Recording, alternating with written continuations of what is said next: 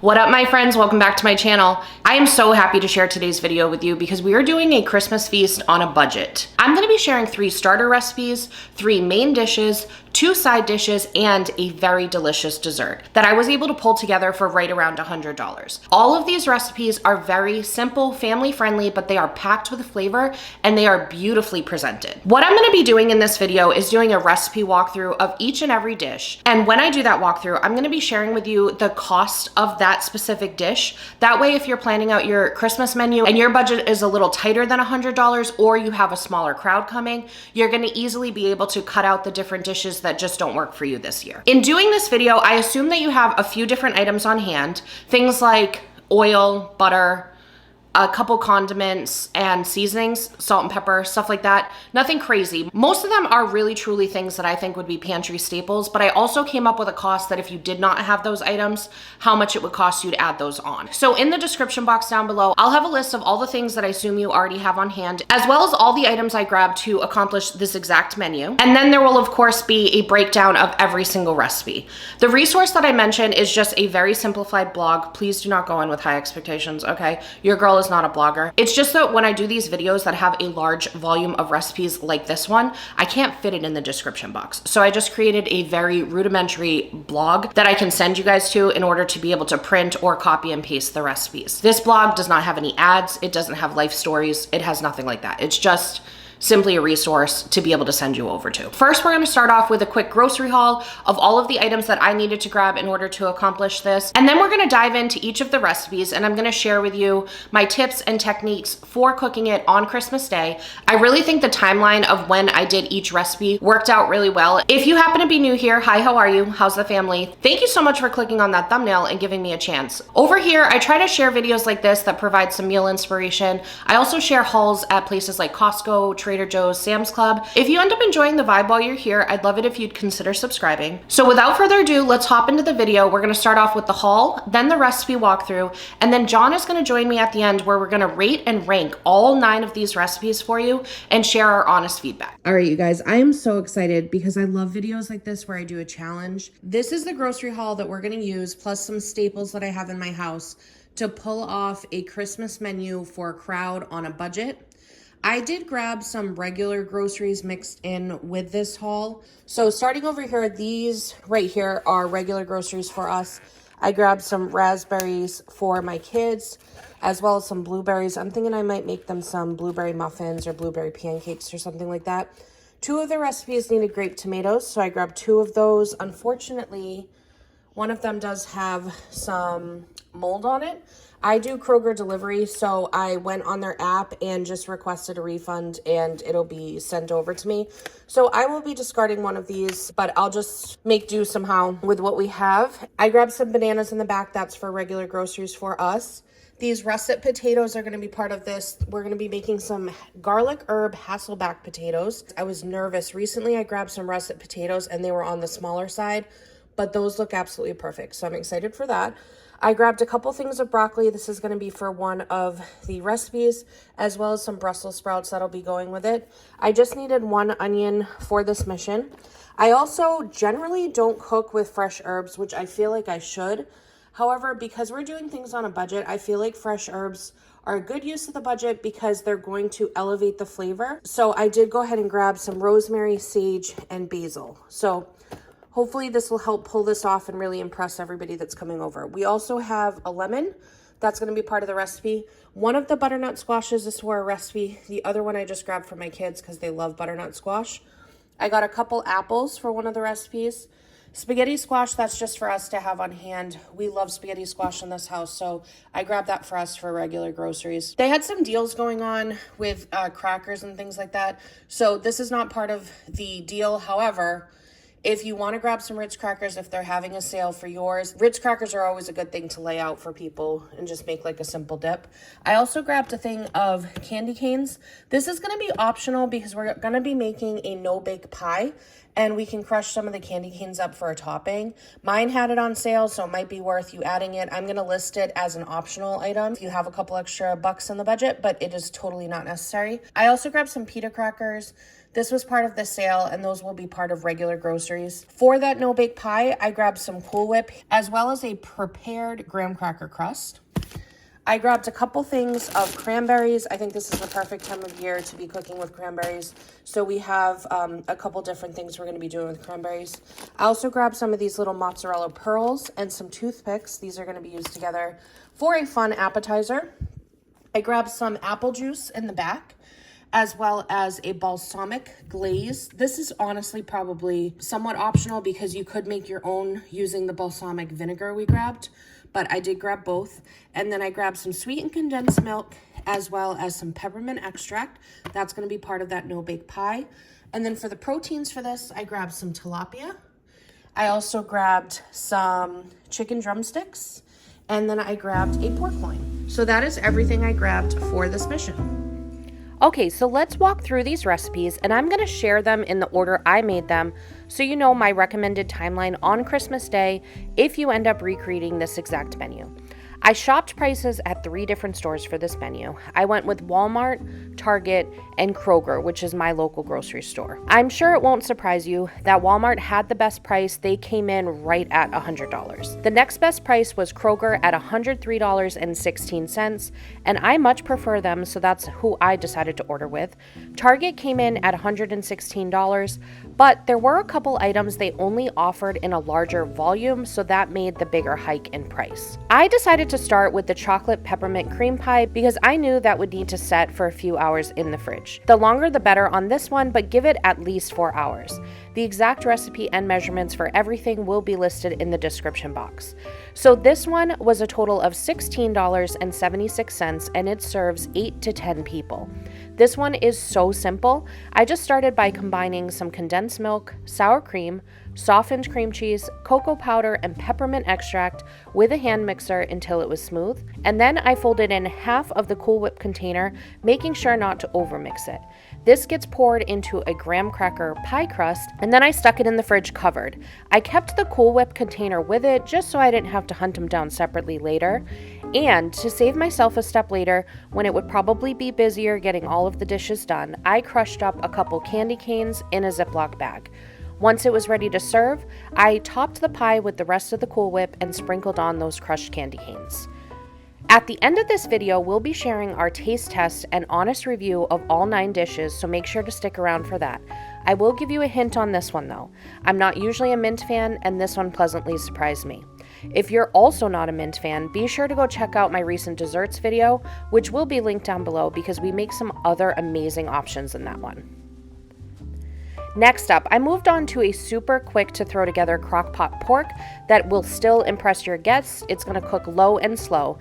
This one was $12.95 and serves at least 8 to 10 people, but there was so much pork that is a very, very conservative number. I normally just toss everything in the crock pot when I'm cooking, but to give this one a little something extra, I took the time to sear it in some butter and aromatics first on the stove. Then I mixed together balsamic vinegar and apple juice. I put the pork in the crock pot, brushed it with a little Dijon mustard, poured that sauce all over it, and drizzled it with some honey. This gets cooked low and slow all the way until your final dish is done, and it can be shredded right onto a serving platter. I drizzled some balsamic glaze I bought at the store over it, but if you wanted to cut the budget a little bit, you could also just use juices from the crock pot. Next up, we are making a cranberry focaccia bread that is sure to impress. I knew this one would take some time to rise, and it can sit out at room temperature waiting on the other dishes, so I decided to make this next. I followed a recipe that I will have linked, but the blogger actually makes a rosemary oil for this, and I skipped that step just using a plain avocado oil. I also skipped the goat cheese that she recommended. This one was only $6.22 and generously would serve 8 to 10 people. Essentially, this one you whisk together some yeast and sugar in warm water and let that foam together for a few minutes, and then combine that with flour, salt, and oil. It forms a shaggy style dough. I transferred that dough into a greased 9x13 baking dish and covered it with a warm, damp towel and let it rise on the back of my counter for about an hour. While it was working, I halved the cranberries and loosely chopped the rosemary that will be going in it and set that to the side. Once the dough had risen about double, I preheated the oven to 375 degrees and rubbed some oil on my hands. I dipped my fingers into the dough to create little dimples and then sprinkled it with the rosemary and halved cranberries. I then drizzled this with some extra oil, some honey, and then seasoned it with salt and pepper. If you have like a really nice like flaky sea salt, that would be even more of a vibe on this one. This one you let get that suntan for about 30 minutes until it's a goddessy golden glow. Like I said, the blog that I followed had recommended adding goat cheese to this, but that didn't work in our budget. However, in another recipe, I end up only using about half of the mozzarella pearls I expected to. So if you do follow this menu, you could take the other half of the mozzarella pearls if you want to have a cheesy element to this bread. Next up, I tackled the deviled eggs, knowing that they can chill in the fridge. These were $6.09 and would serve 10 to 12 people. I have struggled for so long with making hard-boiled eggs that are easy to peel. I feel like the internet has been lying to me forever. I have tried every technique out there, and they always claim it's easy to peel, and it never happens. Well, today, I finally found the winner. I first brought the water to a boil. Now, in the past, I had always put eggs in cold water and let the boil come up to them. But this time, I brought the water to a boil, splashed a little white vinegar in it, and then using a slotted spoon, I dropped each egg down slowly into the water. I only needed 6 eggs for this recipe technically, but I ended up making 8 because I just wanted to prepare on account of who I am if I ruined any of the eggs. Those cook in the hot tub for about 11 to 12 minutes, and then as soon as they were done, I transferred them directly into an ice bath. While those guys cooled off in their polar plunge, I worked on mixing together mayonnaise, Dijon mustard, ranch seasoning, vinegar, sugar, and seasonings. Once the eggs had cooled, I sliced them in half lengthwise and worked the yolks into that mayonnaise mixture. I put the mixture in a Ziploc bag to work into the egg whites, but my Ziploc bag was kind of weird and it didn't have like a perfect spot to cut out the corner like I wanted. So the piping didn't come out world class or anything, but everything is fine. I'm sure yours will look better than mine. Afterwards, I just sprinkled them with a little bit more ranch and some paprika. I absolutely love the deviled egg container I have, by the way. It's perfect for storage and transport. I will have that link down below. Now we're moving on to a really fun one. This is a Caprese Skewer. These were $15.67 and serve 8 to 10 people, but again, that's probably a pretty conservative number. These were really, really simple, but do require probably about 20 minutes of your time for assembly. This would be a good one to get the kids involved in prepping for the meal as well. You just halve some of the tomatoes, and then on a toothpick, you thread it in the following order.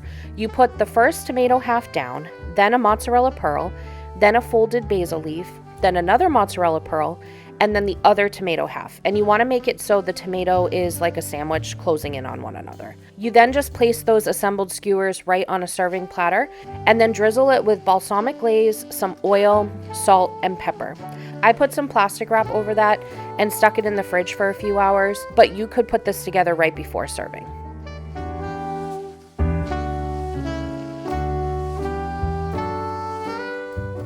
I wanted to make a note that the recipes range between 375 degrees and 400 degrees. I kind of was just popping my oven back and forth between them as needed, and I just kept an eye on everything, and it ended up working out great. Next, we're moving on to some garlic herb Hasselback potatoes. These were $8 and serve 6 to 8 people. For this one, you're going to want to start at least probably 60 to 90 minutes before you're ready to serve it, and it is very easy to keep warm while you wait on the final dishes. This one is fun and uses a different technique for the potatoes, which I think makes for a unique presentation for your guests. For this one, the oven's going to be at 400 degrees. I washed and dried the potatoes. I took each potato and sliced a little bit off of the bottom lengthwise, and then laid down 2 chopsticks right next to the potato, and then sliced it very thinly. You want each of the slices to be about 1/8 of an inch. Then you just repeat with all of the potatoes and try to butterfly it open as much as possible because we're going to be brushing a mixture inside them. For that mixture, you're just mixing together some melted butter, minced garlic, seasonings, salt, and pepper. Take a pastry brush and brush that generously over all of the potatoes, ensuring it gets between the slices.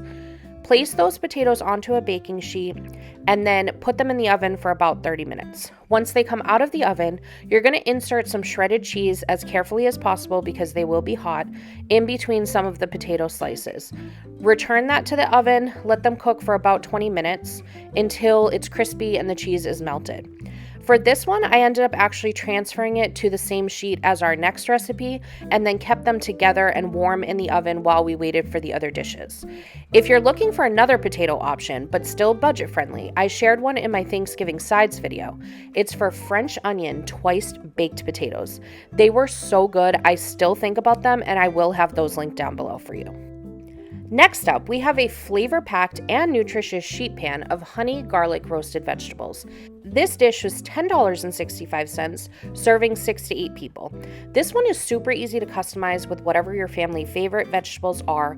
I went with Brussels sprouts, broccoli florets, butternut squash, and baby carrots. They get tossed in garlic, melted butter, honey, and seasoning. Could not be more simple. They just get roasted in the oven for about 30 minutes. I tossed them halfway through to ensure they were evenly cooking.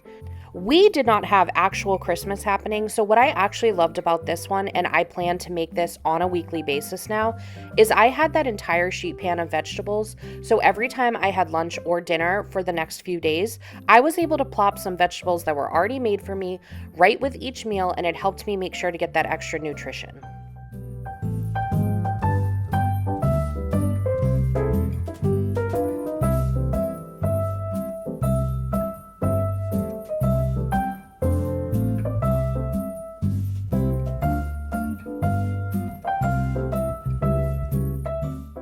All right, so now we have the final two main dishes, starting with a gorgeous apple and sage chicken drumstick dish. This was $12.47, serving 6 to 8 people. This one I did in a cast iron skillet I could put in the oven. My oven was at 400 degrees, and I seasoned the drumsticks with salt, pepper, and some all-purpose seasoning. In the skillet, I melted some butter and sauteed onion and garlic with sage for a few minutes. I then moved the pile of that to the center of the pan and seared some drumsticks on each side for about 2 to 3 minutes. I then poured some apple juice right in there and then worked the apple slices in between the chicken. This roasted for about 35 minutes, and I served it with the apples and onions.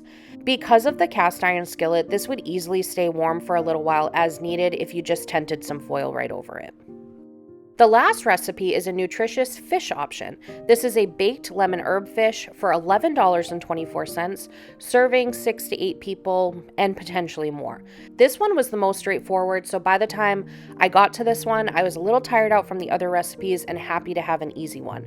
This one, the oven is set to 375. I placed a wire rack down on a sheet pan, but you could just go with a greased sheet pan or some parchment paper. In a bowl, I combined some melted butter, the zest and juice of a lemon, garlic, lemon pepper, Old Bay seasoning, and salt and pepper. For this step, you don't have to use those specific seasonings, just use whatever your favorite all-purpose seasoning is. I tossed the fish in that mixture and then laid them all down evenly on the sheet pan. Those get baked for about 20 minutes, and they should be the last one you place on a serving platter. I served those with some extra lemon slices to make them extra pretty.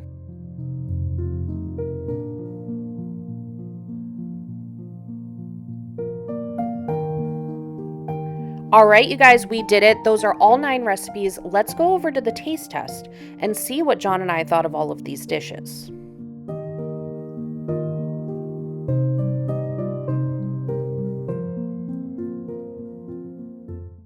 Friends, we have quite the lineup here in front of us, Jonathan. We've got a Christmas on a plate. Where do you want to start? Okay, so let me talk first. Those are very festive looking. They are, right? Like, this is festivity. Okay, let's start with the deviled eggs, maybe. So we have deviled eggs. Can I lose by starting anywhere? I don't even think he knows like what's on the menu. He saw some things happening, but so we have deviled eggs. We have Caprese Skewers, mini skewers. We have a cranberry rosemary focaccia bread. We have roasted vegetables. We have some pork that was done in the Crockpot. Hasselback potatoes, or is it Hasselbeck? I think it's Hasselback. Lemon herb fish, sage and apple chicken, and then I also have a pie. in the, what is that thing called that we have? A refrigerator. It's in the refrigerator. I grabbed a fork. What did I do with it? Nobody knows. All right, well, we'll try this first and then we'll grab a fork. We're new here, okay. We're gonna try the deviled eggs first. Cheers. Those are not your normal deviled eggs. They're not. Do you like them? What did you do different? Do you like them? That's what I need to know first. I like the other deviled eggs better. Before I give my evidence, I'm gonna tell you why, people. Okay, I don't want this to disrupt what's important here, which is that these deviled eggs are the best if you're a ranch fan. There is ranch seasoning. John. That's what it is. He is not a ranch fan. He likes it, he tolerates it, but it's not like one of his favorite things. What I normally do with deviled eggs is I put a little Chick-fil-A sauce in it. Bam! That's what John likes. So if you have like honey mustard or Chick-fil-A sauce, something like that vibe, that's what John likes. But for me, deviled eggs, I'm gonna go 8.5 on those. I actually think, yeah, I think I actually prefer those to the Chick-fil-A ones. Like I think the ranch ones are a little bit better to me. I know. I'm just saying. What are you going on that one? Going 6.5. 6.5. All right. Yeah. All right. Sorry. Next up is one that I probably will not score as high as John, which is a Caprese Skewer because I don't really like tomatoes. This is cute on a little toothpick. Right? That's a 9. Throwing out numbers already. That's a 9. That's a 9. 9, never mind. He just went straight to the number. I am pleasantly surprised by that. I don't generally like tomatoes, but I usually can handle them when they're like dressed up the way this one was. I'm going 7.5. I feel like it's an incredibly simple, beautiful, like the presentation on it. Very nice. Stunning. I think it's perfect for the holiday season. It looks very Christmassy. I want to say that the tomatoes were really, really good. Yeah, so I mean, I think that would make a difference. But why I don't like I like the big version of that. But it's messy. Correct. That was perfect. Easy. Yeah. Yeah, that is true. Because it always like slips off the fork and stuff. You have to like cut it. Yeah. And that's how you need to make it. Okay. Next up, we have the Cranberry Focaccia bread. This is my very first time making Focaccia bread. So that was my first time making Focaccia bread.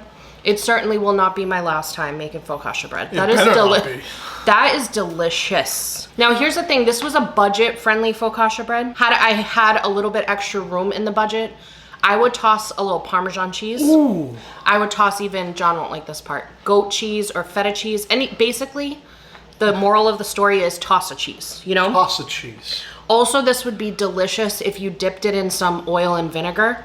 Like one of the, the oil and vinegar dipping situation. You know what this would be great with? First thing in the morning with a little cream cheese.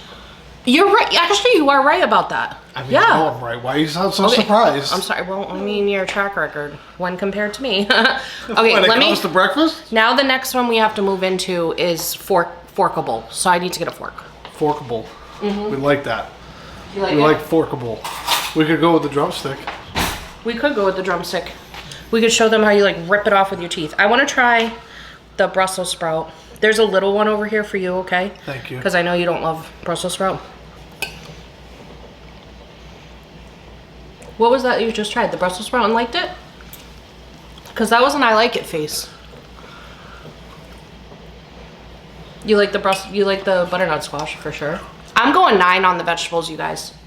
Wow. It's vegetables, but I love vegetables, so I mean there's that. But for vegetables, as far as vegetables goes, that's a 9.5. 9.5. I'm hitting John you with went that. higher than 9.5 for Wait, vegetables. I gotta talk to you about those Brussels sprouts though, bro, because you don't like Brussels sprouts. I don't. Well, I do now. I like it like that. That was really good. Okay, so I've had Brussels sprouts in the past where they were shaved, and that's the way I like them, and I assume John would like them. He did not, because it kind of comes out like almost like a cabbage. Yeah. These were quartered instead of halved. So Diva John over here doesn't like halved Brussels sprouts. He doesn't like whole Brussels sprouts, and he doesn't like shaved. But tonight we discovered he likes quartered. So putting that in I also feel like DOS system up here. Whatever marinade you cook that in. Whoo! It was just so simple. Honey, butter, seasonings. That's it.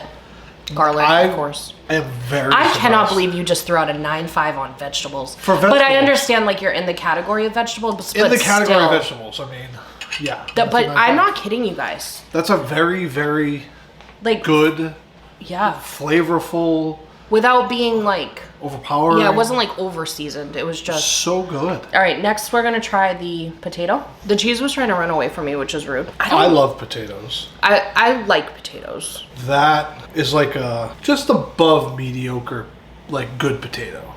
Like a baked potato? Yeah. Like it's not wowing you. Yeah. It's not really wowing me either. Yeah. I mean, here's the thing. The presentation wise, I think it's wowing me. It looks fantastic. And I think it's a cool way to do potatoes. I also think if you have picky eaters at the table that don't like things to be over seasoned and like, do you know what I'm trying to say? Yeah. Like if you know somebody's showing up and they're not going to touch things if they're over seasoned or indulgent or whatever, you kind of need those simple dishes. I think this would be a win. I don't know how because I feel like it's very flavorful. I love the cheese, but I mean, I have to say maybe a 7. It's not a strong 7, but I'd say a 7. More salt. Oh yeah, maybe more salt. Like More which salt. You could just do at the table. You know what I mean? More salt. A little more butter. salt and butter. Yeah. More butter. Yeah. Okay, so I'm going 7. What are you going with that one? I'm going 7.5. 7.5. Yeah. Did we rate everything else? Yeah. Yeah. Pretty We sure. did the focaccia bread? Yeah, I think so. I hope so. 9. I was going 9 on the focaccia bread. Did you? What did we eat first? We did the deviled eggs. I'm pretty sure I gave that an 8.5. Yeah, I know I rated that. Focaccia bread, I don't think we rated. I'm going 9 on the focaccia bread. I'm going. You gonna try another bite? I'm going 8.5. 8.5. I want to just add another note to the focaccia notes for corporate. If you're scared of herbs, we are not herby people. We don't generally like when there's like rosemary all up in people's business on a plate. So this made me a little nervous. Like adding like the rosemary on there, I got nervous. But do not be afraid. It didn't overpower. Not at all. It's just like there. It's there, but it's not overpowering. I think it's great. Okay, so next up, I'd like to go in on the fish. Wow. Yeah. This one, what I like about it is very simple. It's not overcomplicated. It was pretty easy to throw together, and it's incredibly flavorful, and I think it's beautiful to present. I also like the idea of like, it's super nutritious. So if there's people there, if they put that on, they're going to fill up on the fish first, possibly. I feel like you could eat a lot of that. Yeah, you could definitely eat a lot of that. Very light. I really like that a lot. I'm going 8 on the fish. I'm going 7. 7. Yeah. I think 2, like we used frozen tilapia. Oh. So for frozen fish, Yeah. For you know what I mean? frozen If you got fresh fish, this would be even better. So there's that. Yeah. We're going to go on the pork next. We constantly say we're not pork people. We can't say it anymore. We need truly to stop can't. saying it. We truly can't. That is delicious. That is phenomenal. I thought you were going to say a different F word. It's not even an F word. It's PH. Everything's fine. It's like, again, almost like the potato, where if you have people at the table that are on the pickier side and they like it to be more simple, that pork is simple but packed with flavor. Like somehow it's pulling off both things. It's not dry. No. It's flavorful. Mm-hmm. I mean, this menu. What is on that pork? It's balsamic vinegar. I want to say apple juice. I think I did apple juice. It's so good. And then it's just like seasonings. Like it's so like everything here, like the ingredients are not 45 pages long. Like they're all just very simple. So I truly think this is an excellent menu to be able to appeal to both the people that don't want to be bored by dishes, but also the people that like more simple dishes. Like I think this is the perfect blend, the perfect marriage of what you would need on a Christmas menu for a group of people. Yeah. You know what I mean? If there was a large, especially if there was like a diverse group of people. Mm-hmm. What are you rating the pork? I'm going to go 8. I want to go 8 too. I'm going 8. Yeah. I'm going 8 on the pork. 8 on the pork. We've had some really good pork in our... Yeah, like I would say that my favorite pork is the Cuban style pork that we did recently. Oh. That is my favorite pork, but I don't think... You need to link that one. Yeah, that will be linked down below. That'll knock your socks off. But this one, I feel like I said, is a good balance type one to have, and like the flavors are along a Christmas vibe. Yeah. So this also though, if you're not even looking for Christmas menu planning, if you just want an easy weeknight dinner, that was super simple. Super simple. So that would be a good one to just have on the ready anyway. All right, we're gonna try the chicken next. How do you want to do this? You're just gonna rip it with your teeth? He's gonna lick it clean off the bone at this point. The chicken. You know what the chicken is like, Jonathan? It's what the turkey leg at Disney should be. You know when people like overhype the turkey leg and they act like it's life-changing? Well, we haven't had it in like, what, 30 years? 20 years? Maybe 20. No, I feel like I maybe had it like 10 years ago. I don't think I've ever had one. Everybody hypes it up like it's like the world's best thing, and that's what I expect it to be. What that chicken was. Also, I just have to tell you guys, I don't want to call myself stupid, but let's just lay it out. Let's be honest with ourselves, because it was pretty stupid. I might not be stupid, but it was stupid behavior. I literally said to myself, Jonathan, get ready for this. When I was making the chicken, I was like, I wish that they made a boneless drumstick. I'm walking away from this. I think he's probably leaving. I know, you guys. Wasn't my proudest moment. Boneless. I was literally like, I wish they made boneless. Because the reason why is John usually doesn't like to deal with the bone. I'm going 9.25. I can't go 0.25? Yeah, I'm throwing out a 0.25. I don't use them often, but they're here. I'm going 9.25. I think it's the same thing where it's like flavorful, but a picky eater would still eat that. 100%. I think it's fantastic, and I also agree that if you're not, or if you have people that are coming over, you know who that's good for is like kids. Yeah, literally, like I'm thinking about just stripping those off the bones and giving them to the kids tomorrow. Our kids are pretty good eaters, but I think that any kid would eat that. I'm pretty sure. But unless they don't touch chicken. Or I know there's kids out there that just only eat chicken nuggets, which do you? No, I'm going with a solid 8. A solid 8. Solid 8. What would make it better to you? Deep fried. No.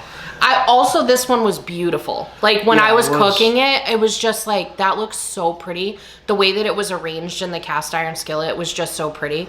So, but you could also do it in like a baking dish the same way. I don't even know. I was originally going to put them on a sheet pan and just cook them in the oven. But then I wanted to sear them so they had that pretty like golden vibe. And then I was like, oh, I have a ginormous cast iron skillet. I bet I could fit this chicken in there. And sure enough, I don't think one more drumstick would have fit in there. It just looked so pretty, and it was, the smell in the kitchen was like phenomenal.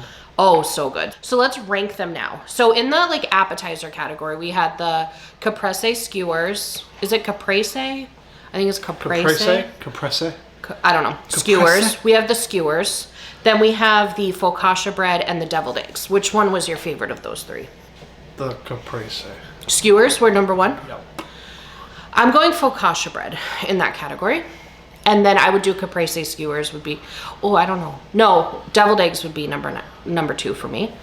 Your number 2 is focaccia. Bingo. Number 3 is deviled eggs. Boom. And then for me, number 3 would be the caprese skewers. But that's just because tomatoes are not high on my list. But I also think they're adorbs. So there's that. In the adorbs category, they rank pretty high. Next, we have the entree vibe. We have the sage and apple chicken. We have the, what is the next one? Pork. The pork. We have, I don't know why I couldn't, we just ate it, Kate. We have the balsamic pork, and then we have the lemon herb fish. Number 1 for me is going to be the chicken. I think I'm going to blow your mind off. And say the pork? I'm going to say the fish. The fish is your number 1? It had more I don't think you flavors. ranked it that high. It didn't? So maybe after you tried the other things, you're like, fish. That's so funny. Because, well, that's fine. That happens. Here's my thing. I can't believe you just ranked the fish. Well, because I'm not a tilapia fan. What did I say was my number 1? Chicken. Right? Chicken. Yeah, I think I'm going to go fish, pork, chicken. I'm going chicken, fish, pork. But I'm telling you guys, this category, those are all like, I would not be mad to sit down to a plate of any of those. Yep. So they all deserve a spot on your menu depending on what you like, you know? Like I don't know why. That is so funny about the fish. I can't get the fish out of my face. Out of your face. I hope you don't have fish in your face. Fish slaps. What? We're short-circuiting at this point. So, all right, and then in like the sides category, I feel like you can't really go without both of them, you know what I mean? Because I feel like you need veggies and potato. But I actually would pick the veggies over the potato. I would say veggies were my favorite and then the potato. You know what you could do too, if you wanted to save yourself a step, is you could just do the veggies and potatoes as one big sheet pan. Like just chop up the potatoes. Oh, yeah. You know what I mean? And coat it in that sauce. You probably need more sauce. In the potato, Which we do that for regular dinners all the time. I do potatoes, veggies, and like kielbasa or something. Yeah. So same vibe. You could even do sweet potato on there if you wanted to make it more like kind of like festive to go with the butternut squash. But I would pick veggies over the potato. What is your lineup? Having a hard time. Yeah, because my love for potatoes is so high. Yeah. But those veggies also So is on good. the same avenue of As the the fish. tilapia. It blew my mind. Yeah. So, okay, I want to just say this for a second. If there's any picky eaters out there and you've been thinking about, hey, I need to like expand my palate a little bit, be like John, because he eventually did it. It took him a long time, but this is what happens. Like sometimes, and it's okay if you don't like it. You know what I mean? Go into it with an open mind. Yes. Do not go into it automatically assuming you're not going to like it. Because Brussels sprouts, if you had asked me 5 years ago, I would have said absolutely. Right. And I mean, it's the same with me too. I've never really been a picky eater. My mom will argue about that. But here's the thing. My sister was a picky eater, so I kind of just had to go along with whatever my sister was eating. Whoa. Which shows that I'm not a picky eater. I'm just throwing it out there. But it shows that I'm not a picky eater because I don't like peanut butter, and my sister wanted to live on peanut butter and jelly sandwiches. And I would just eat them. What's wrong with peanut butter and jelly sandwiches? They're okay, but I Come don't at like me. peanut butter. Okay, so it's like, obviously I wasn't a picky eater because if I was, I would be like, I don't like peanut butter, so I don't want to eat that. Any hoodles. True. But my point is that as I've tried things, gone back, revisited some things that I thought I didn't like, I've been completely blown away. Well, like the caprese, like a few Yes. years ago, I wouldn't have touched you that. wouldn't have not even touched it because it has tomatoes. Because I really strongly dislike tomatoes that much. I think they're slimy little, untrustable little things. But know? you have been eating a lot of tomatoes. I have. So what's happening? The matrix is broken. But we have one final thing, John. Oh, yeah. Final. We have the dessert. So I'm going to go plate that. I'll be right back. Report your findings, sir. What just happened behind the camera? Oh. Add a little salt to the potato. And it bumped it up a level. That's what it was missing. And it's funny because I am an over salter by nature. So for me to not have salted something is kind of, it's kind of wild. I am really, move your face. I'm really excited about this one. And I don't even like mint. Are you pregnant? No, I'm not pregnant. You guys would have to have watched a previous video to understand that. Going in for seconds can't be a bad thing. All right, put it down so we can talk to our friends, John. It'll be there for you in a minute. They're not coming over to steal it. That was the perfect way to end this. Wow. Because I'm just gonna be a broken record at this point. I feel like it's something that would appeal to a family. You know what I mean? Like, nobody would be bored by that, but kids would like it because it's fun, it looks nice. It tastes amazing. It tastes so good. I want to cry. It's so good. I don't like mint that much. I only put a teaspoon of peppermint extract in it. What are your thoughts as a mint person? Would you have preferred it to have more mint, or do you think it's good? I feel like if you're not a mint fan, it's perfect. From a mint fan, I would just add more crushed Peppermint? Peppermint on it. Oh, okay. That would kick up the mint a little Without bit without going crazy. ruining it for other people. Yeah, okay. I like that style. Okay, so maybe keep a little bit at the table. So good. People. That little crunch of the peppermint. Oh. And here's the thing. I was going to put this all together earlier, and then I was like, if I put the crushed peppermints on the Cool Whip now, it's gonna like stain the Cool Whip and like become pink. And I was like, I don't want to do that. So do what I did right before serving. Add the Cool Whip with the crushed peppermint, and then it'll present really pretty. If you don't care about presentation, if it's just for you at your house, do what you want. You know, I'm gonna go 9. I'm going 9. And that is from a girl, 9.5. The only reason I'm going 9.5, not a 10, is because that Eclair cake. eclair cake Yeah. was a 10. Yeah. This is like kind of same vibes. Similar. A little easier to throw together than the eclair cake. Yeah. But overall, a total win. This entire evening was a total win. This entire menu is a total win. My entire food for the entire week is an entire win. Yeah, and that's the great part about this is like we don't have Christmas today, but this was basically meal prep. You know what I mean? So I've got prep. meal prep for us and Crazy. the kids, and we can freeze some of this. Don't you worry about us. We're gonna take care of this food. I'm not gonna have to cook for a little while. So pumped about that. All right, we're gonna get all this feedback over to corporate. The dessert, in the dessert category, it deserted number 1. In the dessert category. I forgot to rank it, Dessert. but in the dessert category, it is number 1. Number 1. Number Yeah. 1 here and number 1 in my heart. That's right. All right, we're gonna get this feedback to corporate. Thank you guys so much for spending a little bit of your day with us. It means the world to us. I truly mean that. I hope we delivered whatever you needed when you clicked on that thumbnail, and I hope you have a magical day. Bye.